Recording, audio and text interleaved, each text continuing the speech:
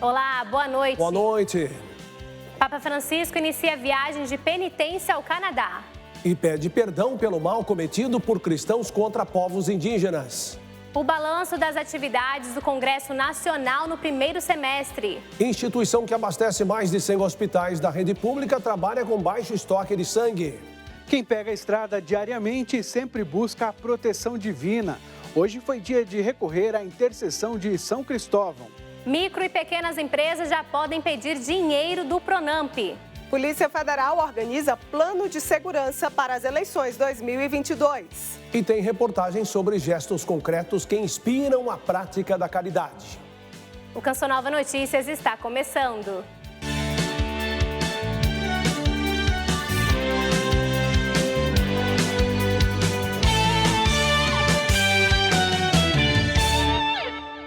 Uma jornada penitencial. Assim, o Papa Francisco definiu sua 37ª viagem apostólica, iniciada nesse fim de semana.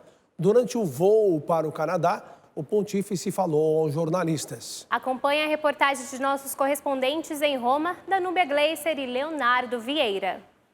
Na manhã de ontem, o Papa Francisco saiu da Casa Santa Marta para a sua 37ª viagem apostólica em direção ao aeroporto de Roma.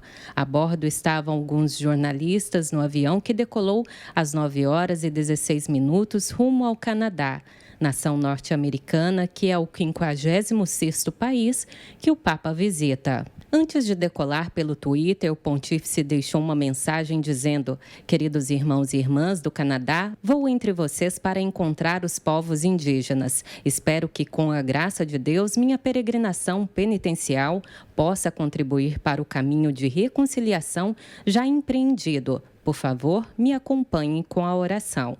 No voo, como de costume, o Papa saudou cerca de 80 jornalistas de mais de 10 países a bordo e recordou o Dia Mundial dos Avós e ressaltou que esta 37ª viagem apostólica ao Canadá é uma jornada penitencial. O pontífice se encontra com os povos indígenas para expressar sua proximidade concreta num caminho de cura e reconciliação já iniciado. No passado, muitos cristãos contribuíram para as políticas de assimilação cultural que prejudicaram gravemente de várias maneiras as comunidades nativas. Por isso, as palavras-chave destes 6 dias de viagem ao Canadá são proximidade, perdão, reconciliação, fraternidade e esperança. O primeiro grande compromisso do Papa no Canadá foi justamente com os povos indígenas que habitam o território há milhares de anos. Esses povos sofreram com a colonização europeia e a conivência de muitos cristãos. A eles, Francisco renovou o pedido de perdão em nome da Igreja. Os povos indígenas do Canadá incluem 3 grandes grupos: as Primeiras Nações, os Métis e os Inuits. Nestes grupos, existe grande variedade de populações com diferentes costumes, tradições e línguas. As Primeiras Nações são a comunidade indígena presente ao sul do Canadá. Os Inuits habitam a zona ártica do país. E os Métis, que vivem no extremo oeste canadense, são os mestiços, descendentes da união entre indígenas e europeus. O Papa fez questão de se encontrar com eles, reconheceu tristeza e exprimiu pesar, clamando perdão a Deus, cura e reconciliação na oração comunitária.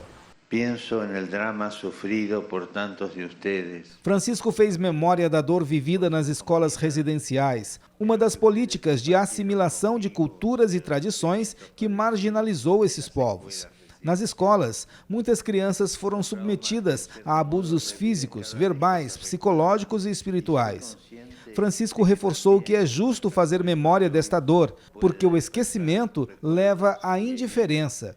E o primeiro passo desta peregrinação é o de renovar o pedido de perdão pela forma que muitos cristãos apoiaram a mentalidade colonizadora. Um erro devastador e incompatível com o Evangelho. E perante este mal, a Igreja se ajoelha diante de Deus e implora humildemente perdão pelo mal cometido por tantos cristãos contra as populações indígenas, disse Francisco. No bastan nuestros esfuerzos para sanar y reconciliar. Ao finalizar o discurso, o Papa lembrou que não bastam os esforços que todos fazem para curar e reconciliar. Em cada situação, é preciso a graça de Deus, disse Francisco, pois só Ele pode preencher as expectativas de cada coração. Que Ele nos tome pela mão e nos faça caminhar juntos, concluiu o Santo Padre. Que Ele nos tome de la mano, que Ele nos haga caminhar juntos. Agora nós vamos a São Paulo com o Rodrigo Luiz saber como foi a celebração do padroeiro das estradas São Cristóvão. Rodrigo tem informação também sobre a doação de sangue. Não é mesmo, Rodrigo? Boa noite para você. Boa noite a você e a todos. Uma ótima segunda-feira para todos que estão agora acompanhando a Canção Nova.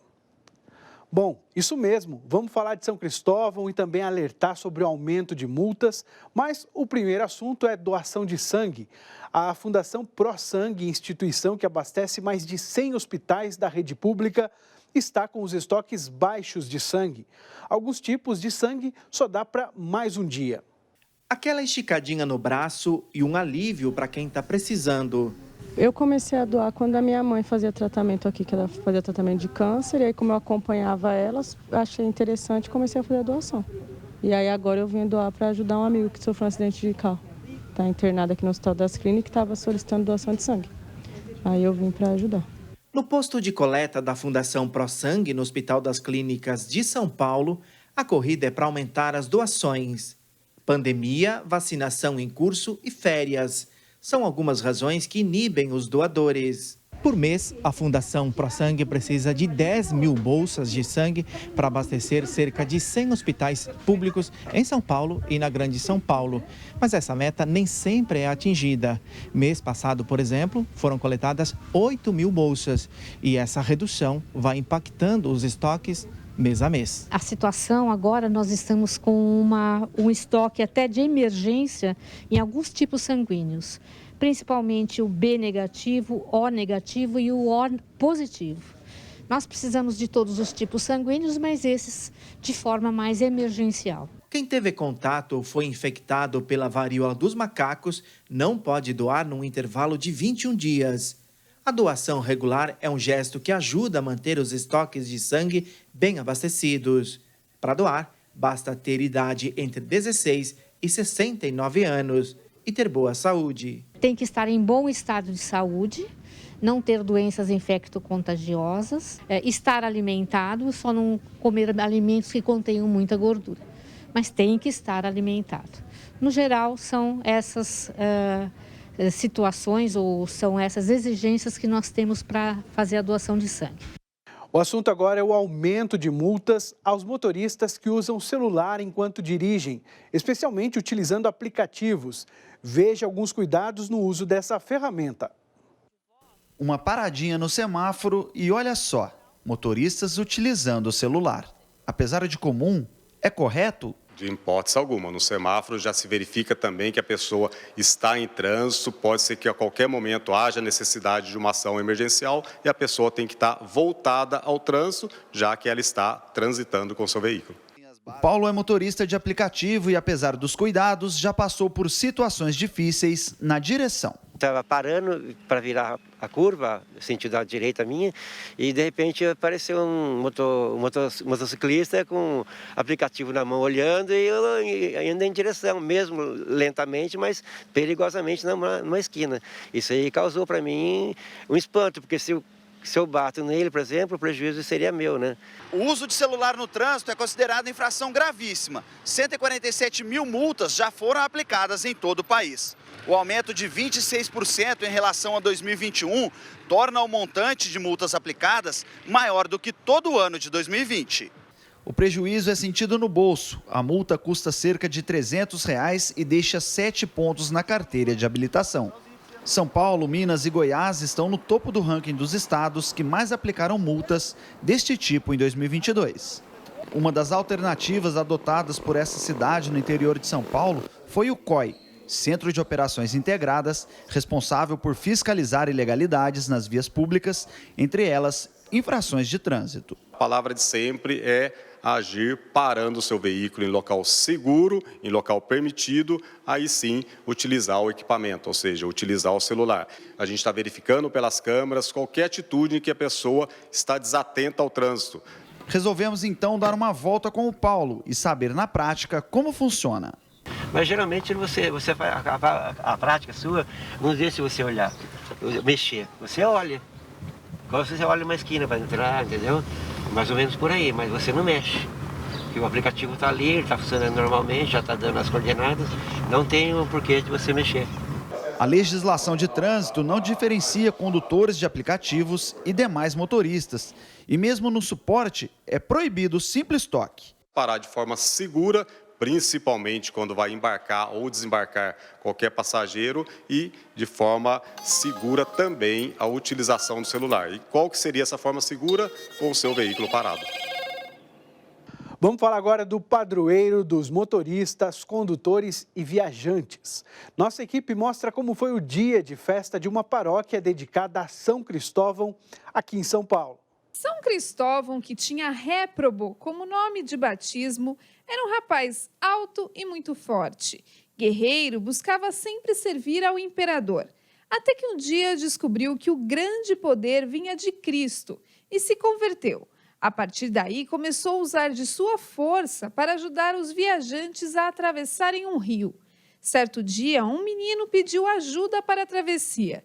Ele ajudou. E este fato, mais tarde, o tornou santo. E durante o transporte, ele falou, mas como está pesando nas minhas costas? Então, o menino se revelou ser o menino Jesus. Por isso o nome Cristóvão, ou seja, aquele que carrega Cristo, aquele que transporta Cristo. E por isso, então, ele é tido como o padroeiro de todos os condutores. Todos os anos, no dia de São Cristóvão, motoristas de carros, ônibus e motos passam por aqui em frente à paróquia dedicada ao santo na Avenida Tiradentes, em São Paulo, para receberem uma bênção especial. Sempre eu passo aqui, eu não perco, isso aqui é muito bom, eu acredito muito em Deus. Será que essa bênção ajuda muito? Bastante. Hoje em dia o trânsito está bem complicado, né? Tem que pedir força para Deus e para o padre para dar uma força, né? Todo ano eu passo por aqui. Eu trabalho aqui no Bom Retiro e aproveito e já passo. Você acha que São Cristóvão te ajuda bastante? Ah, sim, sempre protege, né?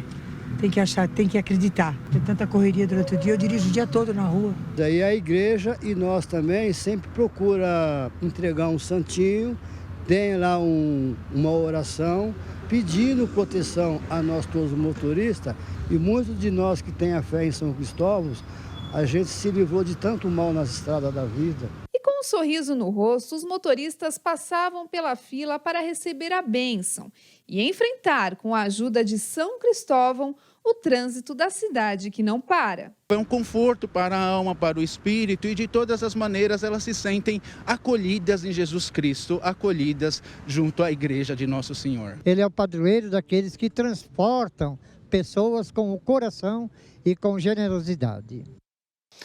Bom, e logo mais, a partir de 7h30 da noite, você acompanha direto daqui de São Paulo o Cerco de Jericó com o tema Curados pelo Preciosíssimo Sangue de Jesus. Mais informações no site saopaulo.cançãonova.com. Lá você fica por dentro de todas as atividades da Canção Nova na capital paulista. Uma ótima semana para vocês e até amanhã no CN Notícias, logo depois do programa Sorrindo para a Vida. Boa noite, Reinaldo e Yara. A Polícia Federal informou que vai realizar a segurança pessoal dos candidatos após o encerramento das convenções partidárias. Sobre essa operação de segurança nas eleições de outubro, vamos chamar Liana Nunes, direto de Brasília. Liana, boa noite.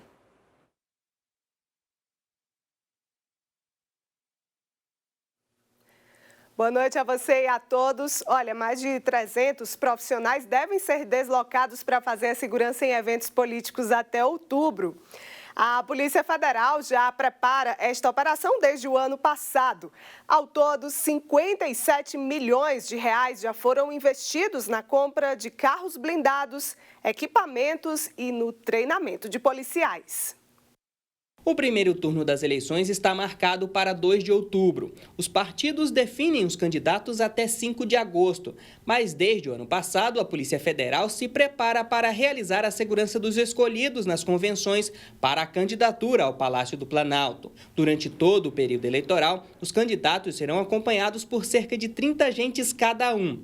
O número pode variar ao longo da campanha. Apenas a segurança do presidente não será feita pela Polícia Federal. A missão fica a cargo do Gabinete de Segurança Institucional.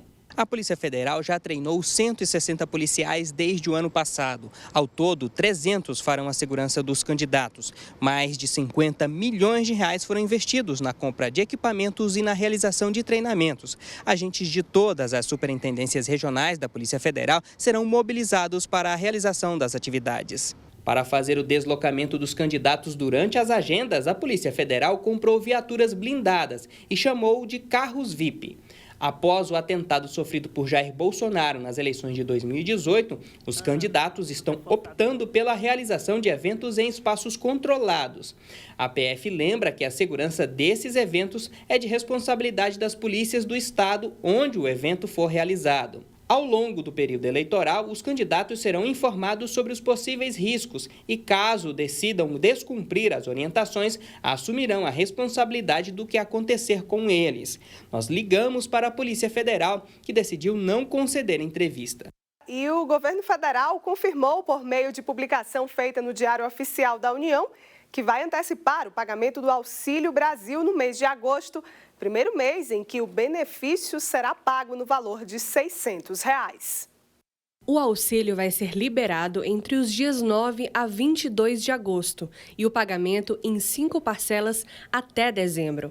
A divisão dos grupos é através do número de inscrição social. A Secretaria Nacional de Renda de Cidadania, ligada ao Ministério da Cidadania, já autorizou a antecipação que deve beneficiar indiretamente 53 milhões de pessoas. A mudança do calendário já havia sido discutida no Planalto e no início de julho a sinalização do governo federal era de que em breve o dinheiro estaria na mão dos brasileiros beneficiados. A ampliação do valor de R$ 400 para R$ 600 faz parte da PEC do estado de emergência, que dá possibilidade ao governo de usar por fora do teto de gastos mais de 41 bilhões de reais com investimentos em benefícios sociais. O Congresso Nacional está em recesso. A folga dos parlamentares segue até o fim desta semana. O primeiro semestre foi de muito trabalho e votações importantes. A repórter Camila Castro está ao vivo e informa sobre o balanço dos primeiros 6 meses. Boa noite, Camila. Boa noite, Yara. Boa noite a todos. No primeiro semestre de 2022, a Constituição ganhou 11 novas emendas. Entre elas, a PEC dos auxílios. Essa emenda permite ao governo federal gastar por fora do teto de gastos mais de 41 bilhões até o fim do ano para aumentar benefícios sociais. Já a emenda constitucional 117 incluiu na Constituição regras para candidaturas femininas, como a aplicação de percentuais mínimos e também de recursos do fundo partidário nas campanhas de mulheres e também em programas voltados à participação delas na política. E claro, Yara, muitos outros projetos importantes foram aprovados, discutidos ao longo desses quase 7 meses de trabalho.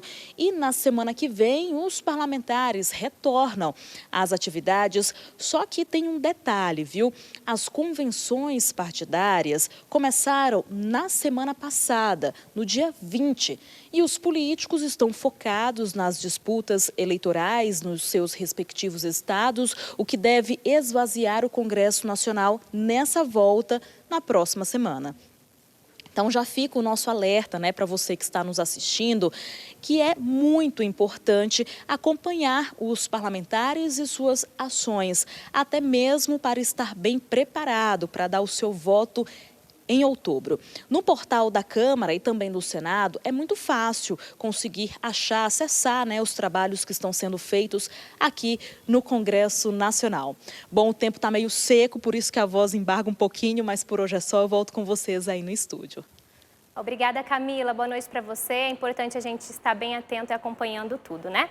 Vamos falar agora sobre o PRONAMP, Programa Nacional de Apoio às Micro e Pequenas Empresas. Porque a partir de hoje, donos de pequenos negócios interessados em contratar empréstimos podem procurar as instituições financeiras. Olha, segundo a Secretaria Especial de Produtividade e Competitividade do Ministério da Economia, a data de contratação da operação de crédito vai até 31 de dezembro de 2024. Cerca de 5 milhões de empresas se qualificaram para a aquisição do crédito que, em 2022, se reestruturou. Agora, microempreendedores individuais poderão participar do programa. Empresas com receita bruta anual de até R$ 300 milhões. Concessão de crédito garantida pelo Fundo de Garantia de Operações até o fim de 2024. Empresas contempladas com empréstimos do programa poderão demitir funcionários. Os agentes financeiros do PRONAMP não têm mais a exigência de apresentar certidões de regularidade fiscal. O valor também varia e vai de acordo com o tempo de vida da empresa. Lembrando que o limite sempre será até 30%. Do faturamento da empresa de 2019, antes da pandemia, ou empresas que têm menos tempo, vai ser 30% dos últimos faturamentos ou 50% do capital social. Com um período de carência de 11 meses e cerca de 4 anos para pagamento do empréstimo, é necessário estudo e planejamento junto a uma instituição de confiança. O empréstimo ele tem que sanar toda a dívida e essa prestação ela vai ter que caber no meu orçamento depois. Eu vou ter que me estruturar para que essa prestação caiba no meu orçamento. A inadimplência é um fator importante para que alguns estabelecimentos não consigam ter aprovação de crédito. Bares e restaurantes são os maiores devedores. Cerca de 350 mil bares e restaurantes no Brasil aderiram ao programa. 20% deles estão inadimplentes, perto de 70 mil. Essa fatia tende a chegar a 50% nos próximos 3 meses, quando mais estabelecimentos sairão do prazo de carência da última fase do programa, iniciada em 2021. Neste caso, o ideal é buscar linhas de crédito específicas para investimentos e despesas de acordo com a necessidade. Nós vamos conferir agora a previsão do tempo, porque nesta última semana de julho a instabilidade vai quebrar a massa de ar quente no centro do país. É isso mesmo, Yara? Exatamente, Reinaldo. A partir de quarta-feira o tempo começa a mudar no centro-sul do Brasil. Uma frente fria acompanhada de uma massa de ar polar vai causar instabilidades no sul, partes do sudeste e do centro-oeste, favorecendo pancadas de chuva, ventania e queda nas temperaturas. Na quinta-feira, essa frente fria avança mais forte, agravando a situação. Amanhã ainda teremos um dia de calor e baixa umidade do ar por toda essa área, em amarelo mais escuro, por conta da atuação do bloqueio atmosférico. Os índices permanecem abaixo dos 20% em estados como Mato Grosso do Sul, Goiás, Tocantins e Minas Gerais. Esse tempo mais seco tem contribuído com o aumento das queimadas, o que exige a nossa atenção com o meio ambiente.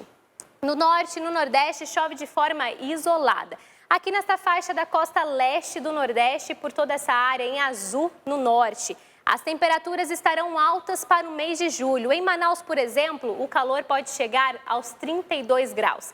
37 graus em Cuiabá, 28 em Salvador, 30 graus no Rio de Janeiro e 26 em Porto Alegre. Reinaldo, é um inverno com cara de verão, não é mesmo? Pois é, Yara. Inverno com cara de verão, tá bem parecido, né? A gente muda de assunto para falar agora sobre investimento. Investir na formação de pessoas surdas e sua inclusão na sociedade é o que faz a Pastoral do Surdo em Minas Gerais. Em Belo Horizonte, essa comunidade enfrenta dificuldades para se comunicar e ter acesso a serviços básicos do dia a dia. Há 5 anos, Ana começou a fazer o curso de Libras oferecido pela Pastoral do Surdo da Arquidiocese de Belo Horizonte. Ele me fez abrir a mente e foi muito aprendizado. Importante instrumento de comunicação para as comunidades surdas, a língua de sinais utiliza gestos codificados, alfabeto manual e expressões corpóreo-faciais. Para este ano, as inscrições do curso já estão abertas. O curso começa no mês de agosto. As aulas acontecem sempre aos sábados, de manhã, de 8 às 11. Ações como essa são muito importantes para trabalhar a inclusão desse público. De acordo com o IBGE, o número de pessoas surdas no Brasil passa dos 10 milhões. Já a Organização Mundial de Saúde estima que até 2050, mais de 900 milhões de pessoas em todo o mundo podem desenvolver surdez. Muitas vezes na sociedade, hegemonicamente é predominada por ouvintes, mas também temos as pessoas surdas. Então elas podem aprender, os ouvintes podem aprender, fazer trocas e experiências com os surdos. Quem se dedicou em aprender a linguagem sabe de sua importância no dia a dia. O trabalho do tradutor-intérprete está muito ligado à questão de fazer uma ponte comunicacional, cultural, linguística, e isso promove a acessibilidade. Desde 1992, a Pastoral do Surdo atua como centro de referência e apoio aos assuntos de âmbito social, político e cristão para os surdos e seus familiares. Claro que, junto com isso, tem uma preocupação, um cuidado pastoral que se expande com o trabalho social. Inspirada pelo forte desejo de seguir e ouvir a voz do pastor, nesses quase 30 anos, a pastoral procura evangelizar com atenção especial aos surdos. As nossas celebrações, os sacramentos que realizamos, ele acontece na língua de sinais, em Libras. Voltamos com notícia internacional. Milhares de jovens atravessaram o Oceano Atlântico para uma peregrinação à Terra Santa. Eles participaram de um itinerário de formação cristã. Mais de 8 mil jovens dos Estados Unidos, pertencentes ao caminho neocatecumenal, viveram algumas semanas nas pegadas de Jesus, para tocar com as mãos sua presença em suas vidas. A palavra, lida muitas vezes no Evangelho, foi se tornando viva e o amor de Deus algo concreto. Percebi o quanto sou pecador, incapaz de me perdoar com tanta escravidão interior. Nessa peregrinação descobri que Deus me ama mesmo assim, que me perdoa de verdade. Eu vi o quanto é importante e o quanto eu preciso de Deus na minha vida. Muitos desses jovens trouxeram consigo o sofrimento, o abandono, o abuso, a negligência. Mas Jesus Cristo está conosco nesta peregrinação e nos dá verdadeiramente uma palavra de esperança, de vida, e nos diz: eu quero estar com você, eu te amo, estou guiando a sua história. Todos os participantes da peregrinação se reuniram em frente ao Mar da Galileia, como os apóstolos ao redor de Jesus que proferiu o famoso Sermão da Montanha nestas colinas. E assim como os apóstolos escutaram Jesus proclamar as bem-aventuranças, também estes jovens ouviram novamente o anúncio da Boa Nova. As bem-aventuranças são o estilo cristão, é Cristo, é a vida de Cristo, que é sempre atual e é sempre uma palavra forte e clara para quem quer ser verdadeiramente feliz. Enquanto eu via sobre como Cristo nos dá o melhor, como Ele tem essa vida incrível e surpreende graças ao chamado de Deus, e que Deus nos ama como somos, eu entendi que o Senhor estava me chamando. No momento do chamado vocacional, 200 meninos e 300 meninas subiram ao palco para expressar seu desejo de responder ao chamado de Deus, entregando a Ele toda a vida. O mesmo fizeram 200 famílias, doando disponibilidade à missão. Sempre quis ser o centro das atenções, aquela que todos amam. Mas nesta peregrinação descobri que todo o amor de todas essas pessoas não me fará feliz. Só Jesus pode fazê-lo. Por isso me levantei.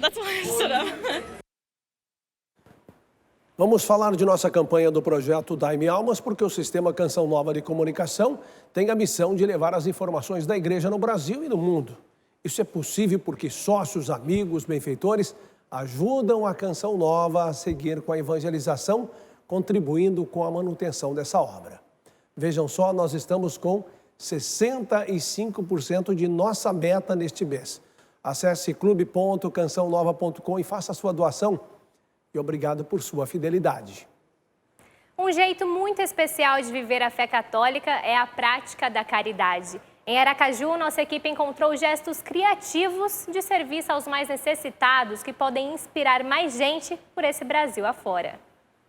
Criar um espaço para ensinar de graça crianças a ler e escrever foi o jeito que Dona Claudinete escolheu para servir aos necessitados. Ajudamos as crianças carentes do bairro e também fortalecemos a nossa vida como cristão, que temos que olhar para o outro, mesmo diante das dificuldades. O Senhor preparou esse Além da aprendizagem, né, todos os dias, de segunda a sexta, a gente também leva a Deus para essas crianças da melhor maneira possível. Do Filho e do Espírito Santo. Amém. Falar de caridade é sempre bom, principalmente para um cristão que vem ao templo, que no momento da oração sente o desejo de ir até o outro, que está mais necessitado, muitas vezes está passando até fome.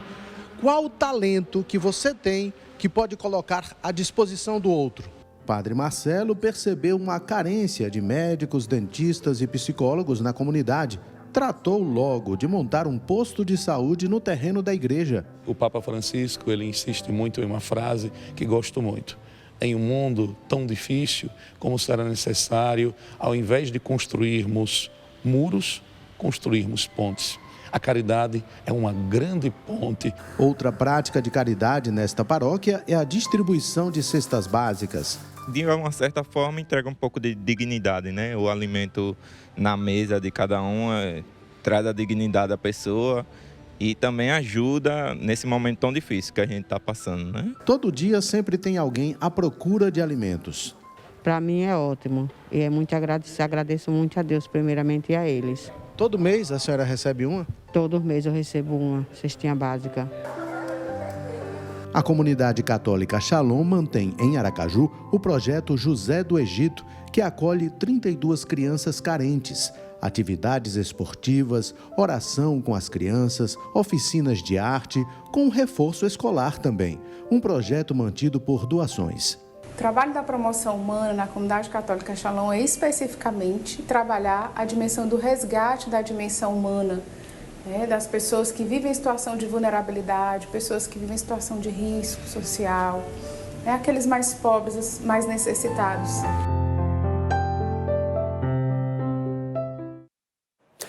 Um lugar especial que acolhe e ajuda a transformar vidas.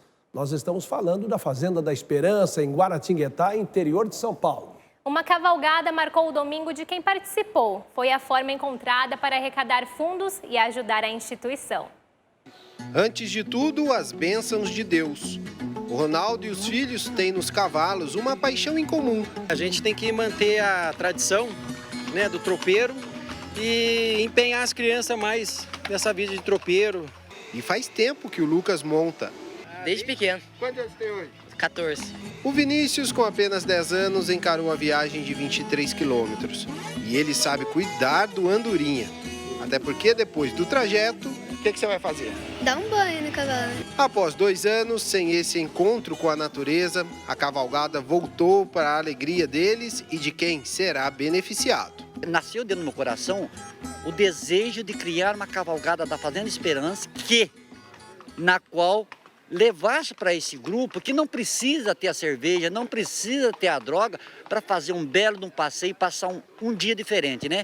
Nós temos o pai, temos a mãe, temos a filha e é uma cavalgada belíssima. É a apresentação do Carisma da Esperança para outras pessoas, outros grupos que não conhecem e que de alguma forma talvez a gente pode com o nosso carisma contribuir para eles. Entre as belas paisagens, eles surgiam e como numa dança deixaram o dia mais bonito. Uma cultura que se mantém, que ajuda a quem precisa. A gente vai cortar a Serra da Mantiqueira, vamos passar lá pelo Mosteiro de Belém. Então é um trajeto fantástico. Já faz uns 2 dias que a gente está trabalhando, preparando a harmonia da fazenda, toda a comida com muito carinho. A Cavalgada da Esperança retrata bem como é o caminho de dificuldade de quem está em recuperação. Pedras, poeiras, altos e baixos, é assim que eles continuam cavalgando. Mas aqui também fica a esperança da persistência e da perseverança na fé de um Deus vivo, capaz de nos salvar de toda e qualquer adversidade. A chegada teve festa, muita alegria e as bênçãos do Frei Hans. É mais importante de tudo que o povo se encontra, se experimenta como irmãos e irmãs, na alegria. Aqui não tem bebida, é uma alegria muito grande. Para encerrar, roda de viola e feijoada. Um dia onde todos saíram alimentados de alguma forma.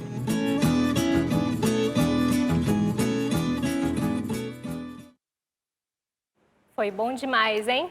Sim. Reveja as reportagens já disponíveis no nosso site noticias.cançãonova.com. O Canção Nova Notícias fica por aqui. Assista a seguir a transmissão da Santa Missa. Logo depois tem Buscai as Coisas do Alto e às 10, Revolução Jesus. Uma ótima noite a você. Boa noite e até amanhã.